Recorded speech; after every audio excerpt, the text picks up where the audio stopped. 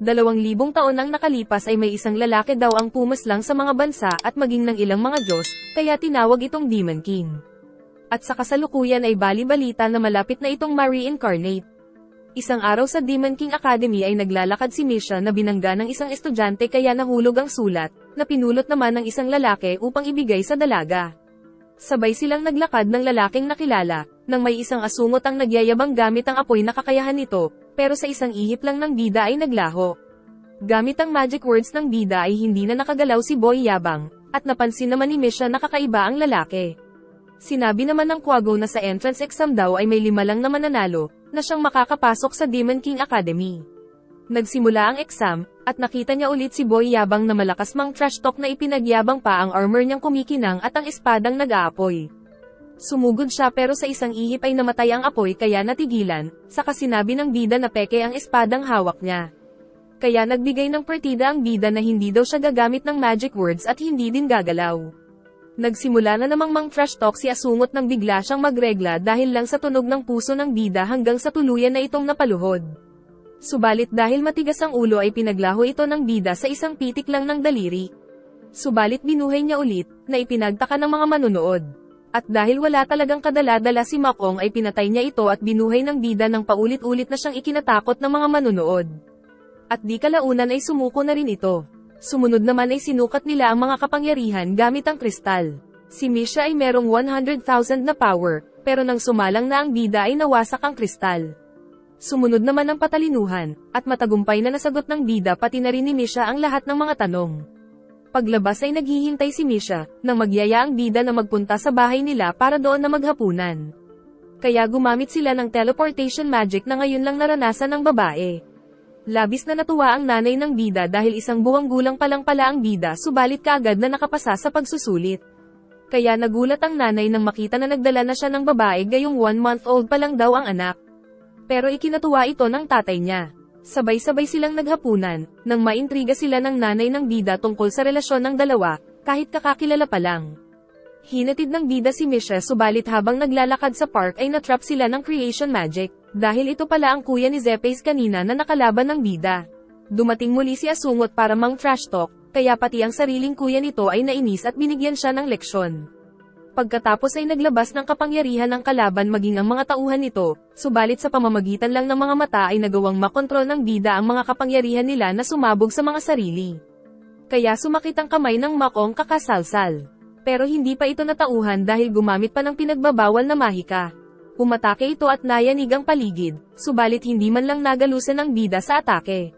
Ginawa ng bida na isang zombie ang kapatid ng kalaban, na nagkaroon ng malakas na magical power na mas malakas pa sa kuya. Dahil nais pala ng bida na magkampi ang dalawa para kalabanin siya. Pero ayaw ng kuya dahil nababaliw na daw ang kapatid. Kaya sumugod na si Zepace para tapusin ang kuya kaya naging abo ang dalawang asungot. Subalit tinulungan pa rin sila ng bida sa kapinrotektahan sa gumuguhong paligid. Pagkatapos ay na-resurrect muli ang dalawa, na nagtatanong kung sino nga ba ang bida. Kaya nagpakilala ito na siya daw ang reincarnation ng Demon King, na si Anos Voldegord. Pinakita sa nakaraan 2,000 years ago kung saan nagkasundo ang Demon King pati sila Hero Canon, na gumawa ng isang magical barrier para paghiwalayan ang mga demon, mga tao, mga spirit, at mga gods, alang-alang sa kapayapaan, sa pamamagitan ng pagsasakripisyo ng Demon King ng buhay niya, dahil alam niyang mare-reincarnate naman siya muli. At makalipas ang 2,000 years ay ipinanganak muli ang Demon King, at nagulat ang mga magulang nito nang magsalita siya. Sa kasalukuyan ay nagpakilala na ang sensei nila na si Emilia Rodwell. Sinabi ng sensei na kailangan nilang bumuo ng mga pangkat, at pinagtataas ng kamay ang gustong maging party leader.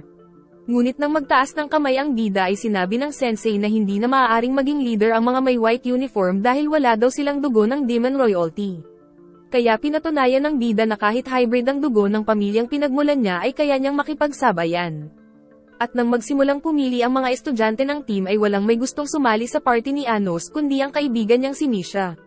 Nagpunta naman si Sasha na kapatid ni Misha sa kanila, para sabihing si Misha daw ay isa lamang manika na binigyan ng buhay gamit ang magic.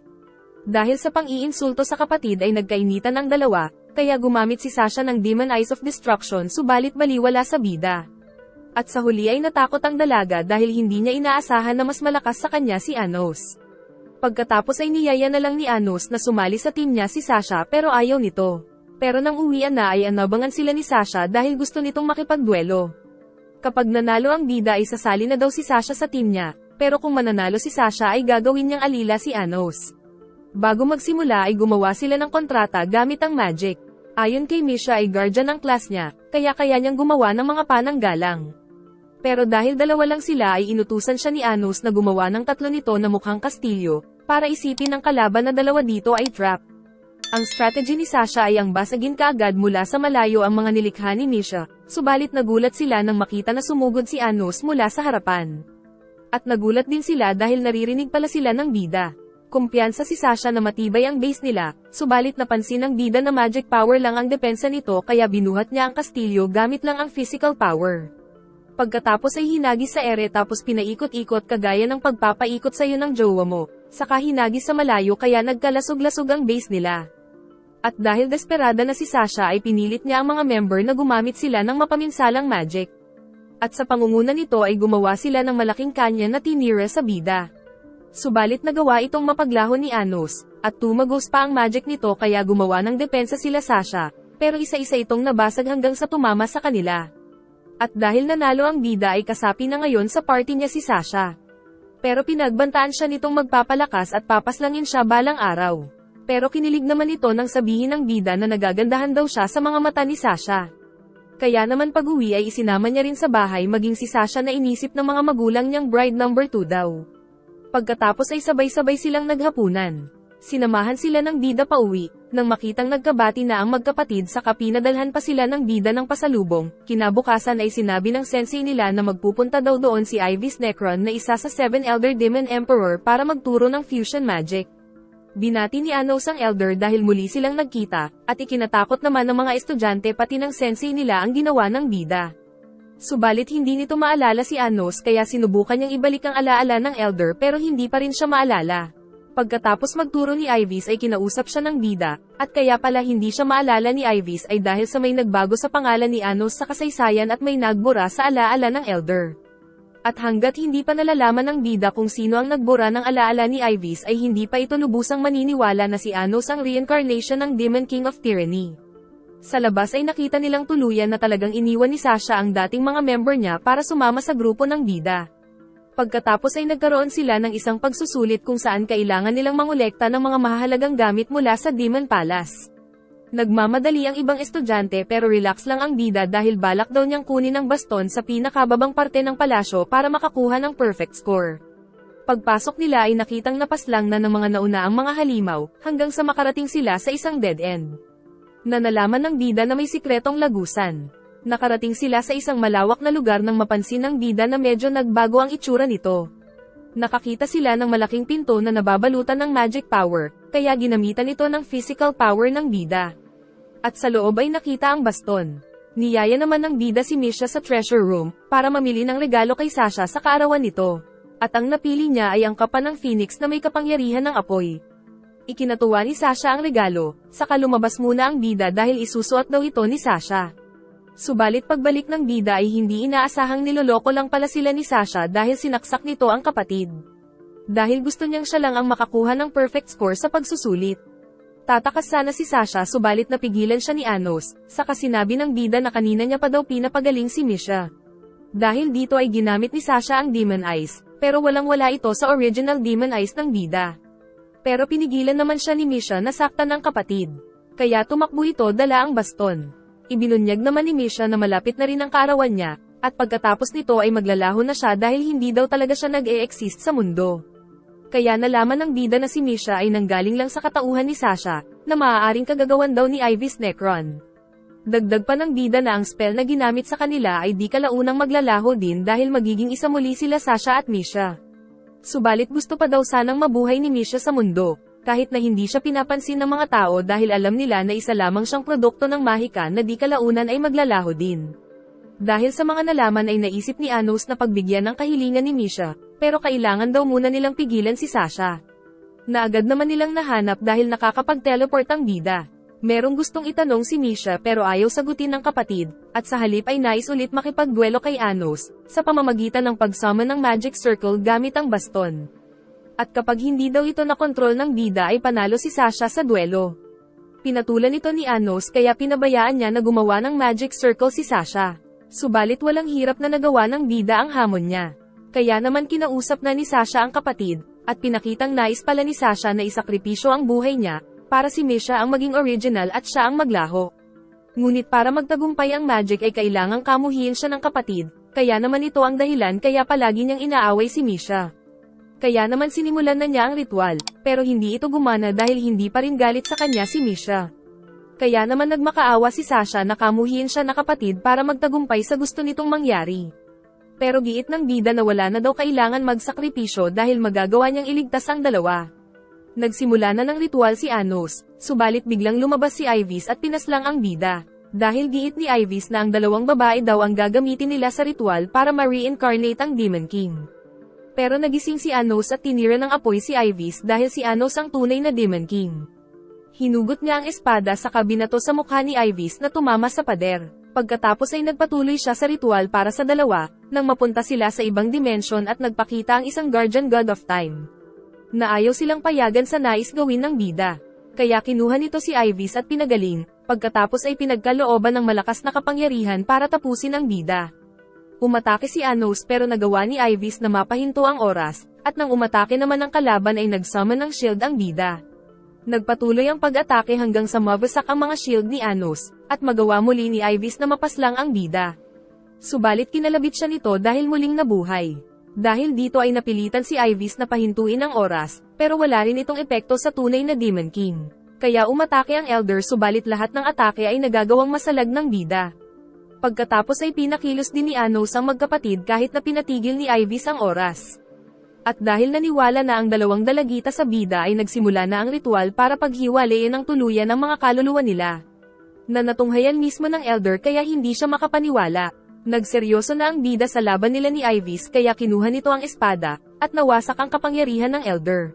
Saka ginamit ito ng bida para tusukin siya sa mukha, at ayaw maghilom ng sugat nito dahil sa magic ng bida. Pagkatapos ay maraming beses itong tinaga ni Anos mula sa malayo hanggang sa matalo si Ivis. Pero pagkatapos ay nirevive din ito ulit ng bida. Kaya kinilala na siya nito bilang Demon King. Binalik din ng Demon King ang alaala ni Ivis. Pagkatapos ay inutusan niya ang Elder na imbestigahan kung sino ang nagbura ng alaala niya. Natapos na rin ang ritual sa magkapatid, kaya may kanya-kanya na silang kaluluwa at wala nang kailangang maglaho. Paglabas nila ng palasyo ay masaya si Misha dahil akala niya ay huling araw na niya kahapon, saka binigyan pa siya ni Anos ng regalo na singsing na may magic. Pinakita noong unang panahon na may kalaban silang isang babae, na nagpalabas ng water spirit. Nagbuga ang water spirit ng tubig sa mga sundalo ng bida, kaya natepak ang lahat ng mga ito. Giit naman ni Shin na siya na daw ang bahala sa mahinang nilalang na kalaban nila, kaya sinabi ng bida na kung matatalo niya ito sa isang tira lang ay gagantimpalaan siya. Agad namang tumalon si Shin at ginawa nga ang nais ng master niya sa abot ng makakaya. Na matagumpay niya namang naisagawa. At ang hiniling nitong gantimpala ay ang ma-reincarnate sa hinaharap nang sa ganun ay mapagsilbihan niya muli ang Demon King.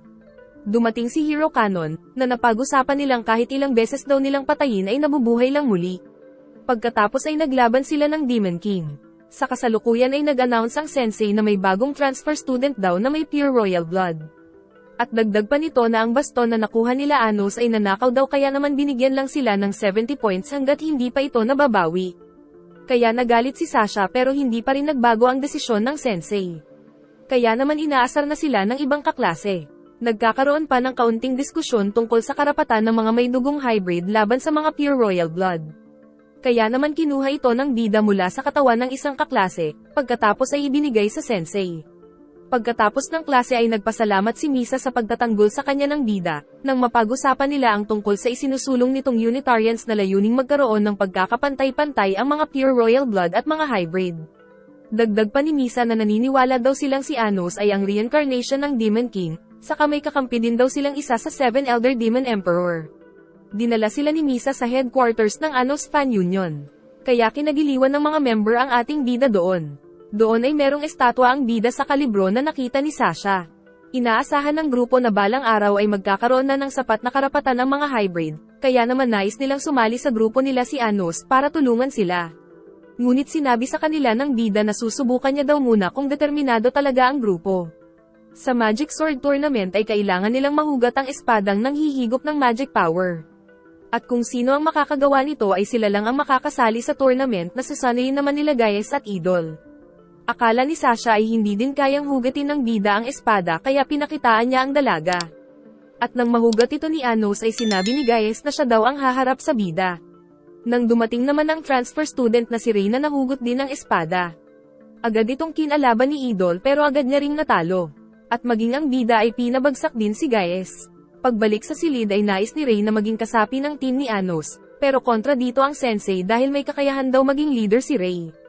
Pero ayaw siyang pasalihin ng bida, at sa halip ay iminungkahi na makipagkampi si Rey sa team nila Misa, at sama-sama silang kalabanin si Anos para malaman ng Demon King kung matibay ba ang paninindigan nila sa kagustuhang sumali sa team. Kaya naman nagkaroon sila ng isang labanan sa labas. Gumawa ng napakalaking ice castle si Misha sa tulong ng singsing na binigay ng bida, pagkatapos ay inutusan si Sasha na kalabanin ang lahat ng tauhan ni Rey. At nag-teleport naman ang bida para makipag one-on-one sa leader ng kalabang team na kanina pa naghihintay. Nakita nila sa malayo na nakagawa ng kastilyong bato na may espada ang kalaban, na siyang ikinagulat ni Sasha. Dahil kumpiyansa ang bida na mananalo siya ay gagamit lang daw siya ng stick, habang si Sasha ay umiilag sa mga atake ng kastilyo. Kaya inutusan siya ng bida na magpatulong kay Misha para makagamit ng Geograze. At ito nga ang ginawa ng dalawa kaya nakagawa si Misha ng Geograze Cannon, na siyang panangtira nila sa sasakyan ng kalaban kaya nabutas at natumba. Subalit biglang lumabas si Misa sa likod ng dalaga. Samantala gamit lang ang isang stick ay nagagawang mapatalsik ng bida si Rey. At si Sasha naman na nasaktan sa atake ni Misa ay pinalabas na ang Phoenix Robe na nagmula din kay Anos. Nag-teleport doon si Misha para tumulong, kaya nagsanib puwersa silang dalawa na siyang tuluyang nagpabagsak sa kalabang team. Pagkatapos ay nakaramdam sila ng pagyanig dahil sa matinding paglalaban ng dalawa, na makikitang nag-e-enjoy sa ginagawa nila. At dahil sa lakas ng magic ay nakalbo na ang gubat, ngunit sa huli ay no-match pa rin sa Demon King si Rey. At pagkatapos ng laban ay napagtanto ng dalawa na nagkita na daw sila 2,000 years ago. Pagka-uwi ay kasama na rin sila Misa at Rey sa bahay ng bida para maghapunan. Nang ideklara ni Anos na tinatanggap na niyang kasapi sa team si Misa kahit na natalo ito sa laban dahil nakitaan niya ng potensyal. Sa academy ay nag-anunsyo ang sensei nila na ang unang maglalaban para sa Magic Sword Tournament ay sila Anos at si Rey. Kaya para itong rematch para sa kanila dahil naglaban na sila kamakailan. Nang dumating si Misa dahil nais daw makipagkita ng elder kay Anos. Kaya pinuntahan nila ang isa sa 7 Elder Demon Emperor na si Melhais. Agad naman siyang kinilala ng Elder bilang master nito, kahit na alam ni Melhais na may nagbura din ng alaala niya kagaya ni Ivis. Pero hindi niya pa rin daw makakalimutan ng tuluyan ng tunay na Demon King. Pag-uwi sa bahay ng bida ay ipinagluto pala siya ni Misha, at sa kasinubuan pa siya ng dalaga. Kaya naman para magpasalamat ay niyaya siya ng bida na lumabas. Kaya kinabukasan ay nagpunta sila sa isang shop, kung saan dito pala ibinibenta ni Misha ang mga obrang likha niya gamit ang magic. Ipinakita ni Misha sa bida kung paano niya ito ginagawa, kaya sinubukan din ng bida at nakalikha naman siya ng isang obra. Na dahil sa ganda ay gustong ipagpalit ng may-ari ng shop ang buong shop niya kapalit ng obra ni Anos. Pero hindi pumayag ang bida, dahil ibibigay pala niya ito kay Misha, na ginawa pa niyang isang singsing para daw hindi mawala. Pagkatapos ay nagpunta sila sa isang coffee shop ng mga pusa. Nang magpunta doon si Ivy sa anyo ng isang pasang kulay itim. Dahil inutusan pala ito ng bida na manmanan si Melhais. Giit ni Ivis na hindi daw si Melhais ang pinuno ng Unitarians, pero hindi pa rin niya alam kung sino ang nasa likod ng nasabing grupo. Pero dagdag pa nitong may kinalaman daw ang may-ari ng Lugnorth Hospital na si Crotlud Owl, kaya inutusan ito ng bida na bantayan pa si Melhais, maging ang gaganaping Magic Sword Tournament. Pinuntahan nila Anos ang nasabing ospital, nang makita doon si Rey dahil nandoon daw ang nanay niya. Nag-offer ang bida na gamutin ang nanay ni Rey pero tumanggi ito. Kaya pinaghinalaan ng bida pati si Rey. Sa araw ng tournament ay nagpakita muli si Ivy sa bida para ibalita ang nalaman tungkol kila Elder Idol at Gaius dahil mukhang may kinalaman daw sila sa Magic Sword Tournament. Kaya pinag-iingat ni Ivy si Anos dahil maaaring isa daw itong trap. Dagdag pa ni Ivy na may spirit disease daw ang nanay ni Rey. Isang sakit na ngayon lang nila narinig. Samantala sa tournament ay nagpakilala si Crotlud Owl ng Lugnorth Magic Sword Association, dahil siya ang defending champion at ang nakatatandang kapatid ng sensei nila. Pero nang tawagin na si Anos ay hindi siya lumabas. Kaya naman dinusta siya ng mga tao na maging alipin na lang daw ng mga royal blood. na siyang ikinainis ng nanay ni Anos. Samantala dumating ang tatay ni Anos na may dalang magic sword, na kinuha pa daw nito ang materyales sa bundok kaya nasugatan sa ulo. Kaya naman kahit alam ng bida na isang patibong lang ang laban ay sasali na siya sa tournament para sa mga magulang niya. Bumaba na ang bida sa stadium, at dahil sa pinaghintay niya daw ang kalaban ay tatapusin niya ito sa loob lang ng 1 minuto. Nang magsimula ang laban ay nagsimula na ring mag-cheer ang mga hybrid. Habang sa ibaba ay hindi magawang tamaan ni Crot si Anos kahit na anong gawin.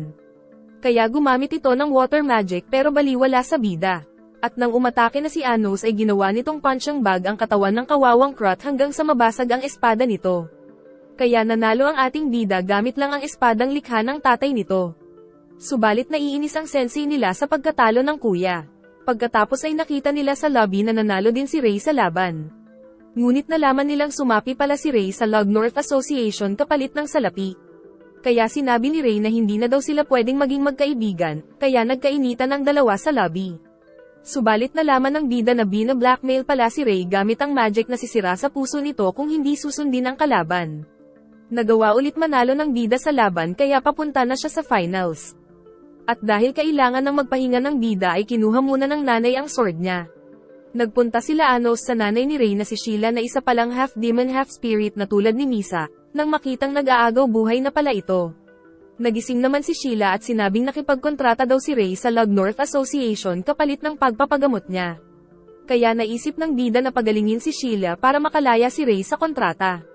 Pero nalaman ni Anos na hindi niya magagawang pagalingin ng lubusan si Sheila dahil sa wala daw siyang source sa half-spirit half-demon. Mabuti na lang ay nandoon si Misa na katulad nito. Kaya kahit na mapanganib ang gagawin ay sinubukan pa rin nila ang ritual. Samantala si Emilia naman na may lihim na galit sa bida ay sinusubukang kunin ang espada mula sa nanay ni Anos. Walang awa nitong ginawang shooting target ang mga estudyante pero hindi pa rin sila sumusuko, hanggang sa mapaslang niya ang mga estudyante. Ngunit bago pa matuluyan ni Emilia ang nanay ni Anos ay dumating na ang ating bida sa eksena. Nagamit ang Demon Eyes ay hindi nakakilo si Emilia, pagkatapos ay pinagaling ang nanay at ang mga kasama nito. Pagkatapos ay dinala ito ng bida sa arena, kung saan ay pinilit ng bida na kilalanin niya ang binabangga niya. Dahil dito ay pinaslang ni Anos ang sensei, pagkatapos ay muling binuhay bilang isang hybrid na kinamumuhian nito bilang parusa. Dumating naman si Ray sa ospital nang madatnan si Misa na ginagawa ang ritual. Subalit pinabayaan ng malamang binubuhay nito ang nanay niya. Pero mamaya ay pinigilan ito ni Ray bago pa tuluyang maubos ang life force ng dalaga. Kinabukasan ay araw na ng tournament. At sa wakas ay maghaharap na silang muli, excited na ang lahat ng mga tao sa magaganap na bakbakan na napapanood kahit sa labas ng arena. Subalit may twist dahil nagkaroon sila ng mga bracelet. At ang bracelet daw ng bida ay nakalink sa buhay ni Sheila, kung saan hinihigop nito ang magic power ng bida para madugtungan ang buhay ng babae. At ang bracelet naman daw ni Ray kapag nabasag ay siyang mag-a-activate ng self-destruct ng kontrata sa puso niya na ikakasawi nito. Sa kabila ng suot ni Anos na bracelet ay nagagawa pa rin niyang makipagsabayan kay Ray. At sinabi pa ni Ray na pinag-utusan daw siya ng royalists na patagilan ang laban para maubos ang magic power ni Anos, pero ayaw itong sundin ni Ray. Kaya naman hindi niya nasunod ang kontrata kaya tinusok nito ang puso niya. Nagsimula ang umaatikabong bakbakan ng dalawa, kung saan sa sobrang bilis ay hindi nila masyadong makita. Naging halos patas ang labanan ngunit di kalaunan ay napaluhod na si Ray dahil sa pinsala ng kontrata. At sa huling pagtutuos ay naputol ang kamay ng bida pero tuluyang napaslang si Ray. Pagkatapos ay napunta si Anos sa isang dimensional prison, kung saan nalaman niya na si Melhais pala ang may kagagawa ng lahat. Na nagnanais na paslangin ang ating bida lalo na ngayong nahigop na daw ng spirit ring ang kalahati sa magic power ni Anos. Dumating din ang iba pang demon elder na sila Gaius at Idol. Subalit mabilis lang na napaslang ang dalawang elder, dahil gumamit lang pala sila Anos at Ray ng illusion na siyang ipinakita nila sa arena. At pagsilip ni Melhais sa puso ni Ray ay nawala na rin ang kontrata, dahil winasak pala ito kanina ng bida sa labanan. At dahil na corner na si Melhais ay minabuti nitong gawing hostage ang nanay ni Ray. Nais ng elder na sumapi si Ray sa royalists kapalit ng pagpapagaling ng nanay nito. Subalit hindi nito napaikot ang dalawa kaya pumasok si Ray sa loob ng dimension kung nasaan ang nanay. Tapos nagpalabas si Melhais ng mga itim na usok. At ito ang ginawa niyang pang-atake sa bida, pero lagi namang nasa salag ng shield. Sa kabila nito ay nagawang mapagalaw ni Anos ang kamay niya, kaya nagtago si Melhais sa isang dimension kung saan siya lang daw ang makakapasok. At mula doon ay inatake din ni Melheis sila Ray pero pinrotektahan ito ng bida gamit ang shield. Saka ginawan pa ito ni Anos ng espada na anti-demonic, na siyang ginamit ni Ray para mahiwa ang spell ni Melheis, pero hindi pa rin ito sapat. Nawawalan na ng pag-asa si Ray, pero nagsakripisyo ang nanay nito para maging isang malakas na espada. At gamit ito ay nagawa ni Ray na mahiwa ang itim na usok na nagmumula kay Melheis. Tapos inatake pa niya ang pinagmumulan ng usok, na siyang tumagos din papunta sa dimensyon na pinagtataguan ni Melheis. Subalit dahil sa nangyari ay tuluyan nang naglaho si Sheila. At dahil napalabas na nila sa lungga si Melheis ay nagawa ng bida na makapunta sa likod nito, pero agad na naka-counter ang Elder. Subalit nagawa naman ni Anos na makawala mula dito, at kahit na anong pilit ni Melheis ay hindi na umuobra ang spell sa bida. Kaya pinalabas ni Anos ang mahiwagang espada, at sinubukan pang tumakas ni Melheis pero naputol ng bida ang mga paa niya. Naging desperado na si Melheis sa pagpapalabas ng mga Door of Dimensions, pero dahil nakapag-adapt na ang bida sa mga ito ay baliwala na lang. Saka sinaksak sa noo ang Elder. Dahil napag-alamang nakokontrol pala ng kung sino ang utak ni Melheis. Nakabalik na sila sa Earth na nakitang huminto ang oras. Nang tuluyan na siyang kilalanin ng Elder bilang master nito. Ikinwento nitong may umatake daw sa kanya nakaraang gabi, at simula noon ay nakontrol na daw ang mga kilos niya. Ginawa din ni Anos na gamutin ang mga puso nila Gaius at Idol, nang makita sa sulok ang isang kahina-hinalang lalaki, pero umalis din kagad. Pagbalik ng oras sa arena ay itinanghal ng bagong champion ang bida sa tournament. Tuluyan na ring pinagaling ni Anos si Ray na naiiyak dahil sa pagkasawi ng nanay niya. Kaya maging ang nanay nito ay ni-resurrect na din ng ating bida. At dahil sa pagkapanalo ay nakatanggap ang bida ng isang magic sword, at isang halik mula kay Sasha. Noong unang panahon ay nagpunta si Anos kay Hero Canon sa mundo ng mga tao, dahil gustong makipagkasundo ng bida para sa kapayapaan sa pagitan ng Demon World at Human World. Subalit umatake bigla si Jerga dahil pawang mga kasinungalingan lang daw ang sinasabi ng Demon King. Kaya gamit ang kapangyarihan nito pinilit niyang mawasak ang barrier ng bida, saka gumamit ng Rasengan. Pero sinikmuraan lang ito ni Anos sabay umalis. Sa kasalukuyan sa Demon Academy ay nagpakilala ang bago nilang sensei na si Mano Historia. Na sinasabing magkakaroon daw sila ng aktibidad sa Hero Academy na nasa mundo ng mga tao. Kaya nakipagkita ang bida kay Melheis, dahil kailangan daw nilang mahanap ang natitira pang 3 sa 7 Demon Elder Emperors. Pinaalalahanan din ni Melheis ang bida na baka isa na namang trap ang nasabing klase na gaganapin sa Hero Academy. Dinala naman ni Anos si Ray sa treasure room para bigyan ng espada, at nang makapili na ang kaibigan ay naisip ng bida na parang si Ray ay ang reincarnation ng dati niyang kalaban na si Hero Canon. Kinabukasan ay magsisimula na ang paglalakbay ng mga demon patungo sa mundo ng mga tao, na aabutin daw ng 10 araw sabi ng sensei. Pero sa loob lang ng 1 segundo gamit ang magic ay nakarating ang team nila Anos doon. At dahil marami pa silang oras ay naglibot-libot muna sila sa syudad. Papasok sana sila Anos sa Hero Academy nang dumating si Bianca na isang estudyante doon, at giit nitong bawal pa daw pumasok ang mga outsider. Kaya sinamahan sila ni Bianca para makapasok sila sa loob.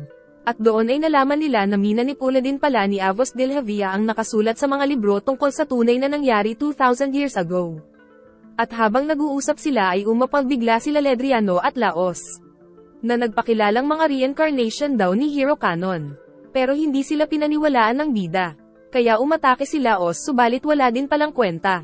Kinabukasan ay nakarating na rin ang iba pang mga demon sa Hero Academy. Kaya nagsimula na rin ang klase. Gamit ang mga golem na nasa mesa ay ipinamalas ni Ledriano ang powers niya. At ang representative naman ng mga demon ay si Revest, subalit may humahad lang sa paggamit niya ng powers.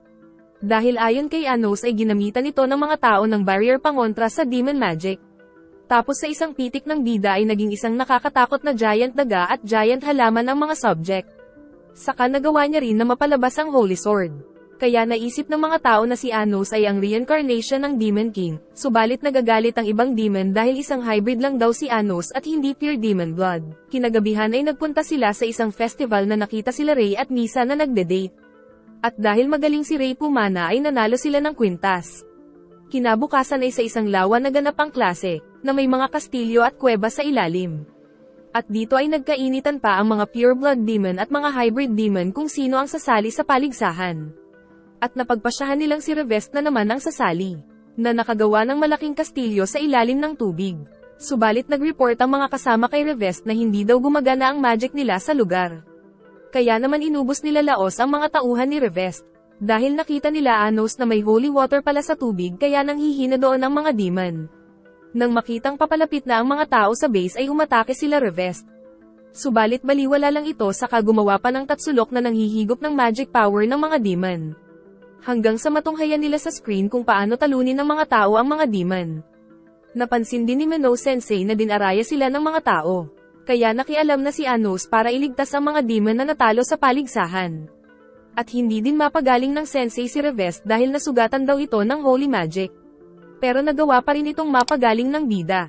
At bago magsimula ang round 2 ay nagpalabas ang bida ng napakalaking bolang apoy, na siyang nagpatuyo sa lawa kaya nawala na rin ang holy water. Nagsimula nang magprepara ang magkabilang team ng mga magic spell nila. Saka nagpakawala muli si Anos ng malaking bolang apoy sa mga tao. Subalit nagawa ng mga tao na makadepensa, at nagawa ring mahiwa ni Zeshia ang magic power ng bida. At dahil may barrier ay nag-teleport sila Anos at Misha sa loob. Saka naman nagsimulang gumawa si Misha ng Demon Castle para mabawasan ang kapangyarihan ng barrier. Pero natagpuan sila ng mga tao, na ayaw pahintulutang matapos ni Misha ang kastilyo. Kaya pinrotektahan ito ni Anos pero nakadina siya ng mga tao. Pero sa isang iglap ay nagawang mawasak ni Anos ang magic power nila. Natapos na ni Misha ang Demon Castle, kaya naman nagawa na nila Sasha at maging ni Ray ang makapasok sa loob ng barrier. Nagsimula ang laban nila Laos at Sasha, at makikita namang patas ang antas ng kasanayan ng dalawa. Subalit gumamit si Laos ng mga energy ball kaya hindi makakilos si Sasha. At nang tatapusin na ni Laos ang dalaga ay bigla namang nasaktan ang lalaki. Dahil nagamitan pala siya ng poison magic ni Sasha. At gamit pa ang Demon Eyes ay nagawa din ng dalaga na mawasak ang mga energy ball. Pagkatapos ay pinarusahan niya ang lalaki gamit ang Demon Eyes of Destruction. Naglabas ng dalawang espada ang kalaban ni Ray, ngunit sa isang iglap ay nagawang maputo ng demon ang kamay ng kalaban kahit nasa loob sila ng barrier nito. Na-regenerate ng barrier ang kamay ng kalaban, subalit ginamit naman ni Ray ang kapangyarihan ng sword ng kalaban para makuha ang isa pang sandata. At sa kawawang kalaban ginamit ang sarili nitong espada. Samantala si Ledriano naman ang kinaharap ng bida, subalit nandoon din pala si Zeshia na walang tigil na inatake si Anos. Subalit nabalibag ang babae, saka hinagi sa pader. Gamit ang kapangyarihan ng lahat ng mga tao ay mas pinapalakas nila ang spell na nilikha nila Ledriano at Zeshia. Kaya naman nagagawa na nilang mabasag ang shield ng bida. Subalit di kalaunan ay tagumpay pa rin nakadepensa si Anos mula sa kanila. At dahil daw ito sa mga supporter ng bida na inutusan niyang mag-cheer. Kaya napatansik ni Anos ang dalawa. At di kalaunan ay natalo niya ang dalawang tao. Mamaya ay may narinig silang isang boses na naguutos na paslangin ang mga demon. Tapos pinili naman ni Zeshia na mag-sacrifice para mapaslang ang Demon King kaya nagkaroon ng malaking pagsabog. Pero nanatili pa ring nakatayo ang bida. At nakakapagtaka namang meron ulit mga Zeshia ang lumalabas at nagpapasabog ng sarili. Gamit ang telepathy ay kinausap ni Bianca si Anos, dahil siya lang daw ang makakapigil kay Zeshia. Kaya pinapunta ni Anos si Misha sa kinaroroonan ni Bianca. Pero nandoon pala si Mr. Diego kaya inatake nito si Misha. At bago pa mapaslang ng kalaban si Misha ay dumating naman si Anos para iligtas siya sa kaginamitan ng healing magic. Pagkatapos ay tinapos ni Anos ang pangahas na guro tapos binuhay muli. At dahil galit na galit si Mr. Diego sa mga demon ay ginawa siyang mukhang demonyo ng bida. Na nagawang makontrol ang mga estudyante niya sa labas. Saka nagpalabas ng napakalakas na spell, pero pinigilan siya ng bida sa pamamagitan ng pagpapahinto sa oras. Pagkatapos ay kinuha ng bida ang puso ng halimaw sa kabinasag, na siyang ikinasawi nito. Di kalaunan ay nagpunta si Anos kay Eleanor Bianca na nasa loob ng isang kristal, na nagpakilalang isa daw siyang mahika. Napagtanto ng bida na kay Bianca nanggaling ang barrier sa labas at maging ang pag-regenerate sa mga tao. At dahil tinulungan siya ng bida na makawala sa kristal ay tinulungan niya din si Anos na matanggal sa mga estudyante ang spell na nagmula kay Mr. Diego. Nalaman ng bida na napakarami palang clone ni Zeshia sa loob dahil si Bianca pala ang gumagawa ng mga ito. Kaya kahit ilang beses itong mag-sacrifice ay nagkakaroon lang ulit ng panibagong Zeshia. Na kaya daw ginagawa ni Bianca ay dahil sa source ng magic niya na si Jerga na malaki ang galit sa mga demon. Napag-alaman pa ng bida na tinraidor pala ni Jerga si Hero Canon. Dahil matapos magsakripisyo ang Demon King ay naging mabait na si Hero Canon sa mga demon subalit kabaliktaran si Jerga. At dahil ayaw ng paglingkuran ni Bianca si Jerga ay hiniling nito na tapusin siya ng bida. Subalit dumating naman si Mr. Diego, dahil ayon kay Bianca na habang nabubuhay siya ay patuloy lang din na muling mabubuhay si Diego. Saka naman lumabas ang 3 pa sa 7 Elder Demon Emperors. Pati na rin ang nagpapanggap na Demon King na kumuha ng Thunder God Sword. Sinubukan silang labanan ni Diego subalit masyadong malakas ang mga ito na nagpalabas lang ng black hole at hinigop ang mga tao. Ngayon ay nakaharap na ng bida ang nagpapanggap na Demon King na si Avos del Havia, na nagawa ding nahiwa ang magic power mula kay Anos. Giit ni Avos na nais daw niyang pamahalaan ng mga demon ang buong mundo saka nag-teleport. Ipinamalita naman ni Diego sa mga tao ang pangyayari, dahil kailangan na daw nilang maghanda sa isang labanan. Samantala sa Demon World ay ipinamalita din ng Peking Demon Lord at mga Elder na kailangan na daw nilang ubusin ang lahi ng mga tao. Kaya naman naghanda na para sa matinding laban ng mga sundalo ng magkabilang panig. Samantala ang grupo naman nila Anos ay nakahanda na sa kung ano man ang nais ipag-utos sa kanila ng master nila. Kinabukasan ay naghanda sila Anos para pigilan na maglaban ng magkabilang panig. Kaya naman magkasama sila Sasha at Misha na pinigilan ng mga sundalo ng Demon Realm. At ganun din sila Ray at Misa nagtutulungang mapatulog ang mga sundalo. Ang mga Elder naman ay inutusan ni Anos na kaharipan ng 3 Elder na kakampi ng Peking Demon King. Habang si Anos ang haharap sa fake Demon King na si Avos del Havia. Nagpalabas ng apoy ang bida na siyang ikinatakot ng mga sundalo. Pero hindi nila pinaniwalaan si Anos na siya ang tunay na Demon King kaya ipinamalas ng bida ang kapangyarihan. Nang makita nilang papalapit ang mga kalabang Elder ay pinaubayan na ito ng bida kila Melhais, saka nag-teleport sa kastilyo ni Avos. Ayon naman kay Misa ay nawawala daw si Ray. Samantala matagumpay na natalo nila Melhais ang 3 Elder. At napansin naman ng bida na wala daw sa palasyo si Avos. Pero nasundan pa rin siya ng bida dahil nagpunta pala si Avos sa human world. Inilabas ni Avos ang espada, at walang takot naman siyang hinarap ng bida gamit lang ang kamay. Subalit dahil sa nangyari ay napagtanto ng bida na si Ray ang nagpapanggap na Demon King, na siyang tunay na reincarnation ni Hero Canon. Nalaman ni Anos na nais pala ni Hero Canon na magpakamatay bilang isang Peking Demon King, upang mawala na ang sumpa ng pagkapuot ng mga tao sa mga demon na kagagawa ni Jerga. Pero ang planong ito ni Hero Canon na magpapas lang sa mga tao ay hindi nagustuhan ni Anos. Kaya naglaban ang dalawa, at agad namang nabasag ni Anos ang isa sa 7 life source ni Hero Canon. At sa sundot sa tagiliran ay nagawang mabasag ang pangalawa. Nagpalabas ng itim na tubig ang bida, at hinigop nito pailalim si Hero Canon na siyang ikinasira sa 4 life source. At gamit ang napakaraming bolang apoy ay nagawang mabasag ang pang-4 pati na rin ang pang-5 life source. At ang ika-6 ay dinukot mismo ng bida, kaya may iisa na lang siyang natitirang life source, at di kalaunan ay mapapaslang na siya ng bida kaya hindi nito magagawa ang planong magpatalo sa mga tao. Subalit porsigido si Hero Canon kaya nagpalabas ng 2 espada. At dahil dito'y nagawa niyang makipagsabayan sa bida. Subalit lumikha ang bida ng napakalaking energy ball, na siyang matapang na kinaharap ni Hero Canon. Natagumpay niyang nabutas hanggang sa makarating sa bida, nang magulat mismo si Hero Canon dahil nag-sacrifice na naman si Anos alang-alang sa kanya, saka isinuot ang maskara. Nang sa ganun ay makita ng mga tao na napaslang na ang Demon King kaya wala na silang dapat ikabahala. Pero labis itong ikinalungkot ni Hero Canon. Subalit sa kabila ng mga nangyari ay hindi sila pinaniwalaan ni Diego. Sinubukan siyang pigilan ni Bianca, pero mas lalo lang lumala ang sitwasyon dahil sumapi si Jerga kay Diego. Saka nagpakita si Jerga na sinasabing nalulungkot daw siya dahil nag-reincarnate na isang demon si Hero Canon. Sinubukan siyang tapusin ni Hero Canon pero walang epekto. Kaya naman nag-fusion sila Sasha at Misha na naging malakas naman dirigman na kayang tumapat kay Jerga.